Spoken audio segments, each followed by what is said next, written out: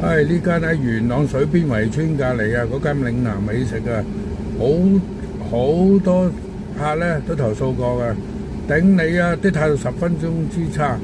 頭先見佢喺營業中啊嘛，咁啊喂婆婆開檔未啊？未喎，咁啊以為真係未啦。咁啊翻嚟車啦，跟住咧有個女仔去買，佢又話未，可能嗌佢婆婆啦。咁我見到男人買咗2包，咁走噶嘛。咁啊跟住我去買啦。喂婆婆開檔啦嘛？未喎，婆婆未翻喎，呢度冇婆婆喎，屌你啦！咁你唔係婆婆係乜撚嘢啊？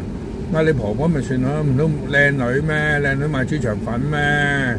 黐孖筋嘅，佢都唔係平嘅喎，20蚊7條腸粉嘅喎，諗住20蚊腸粉燒賣魚蛋因為今朝冇帶早餐啫嗱，屌成班人喺度等佢喎，屌你老味咪撚做仆街冚家產千祈唔好幫襯呢間嘢今時今日態度影衰香港你老味點解咁巴閉啫？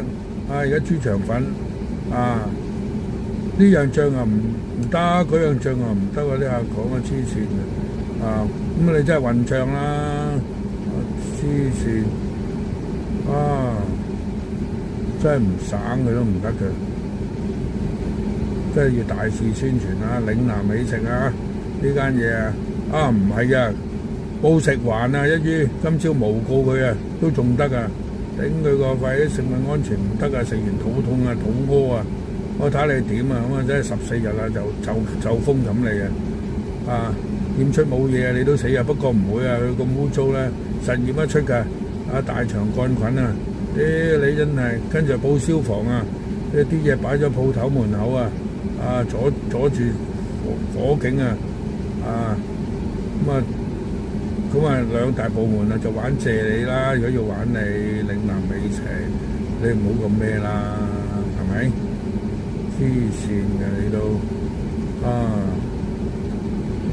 明明係得佢喺度又呢樣又嗰樣。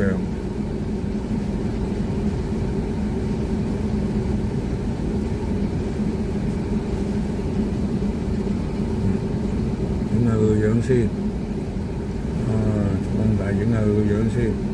呢個男人啱遮住咗佢，咁睇佢身形唔係我係咩咧？你話，屌你老味黐孖筋！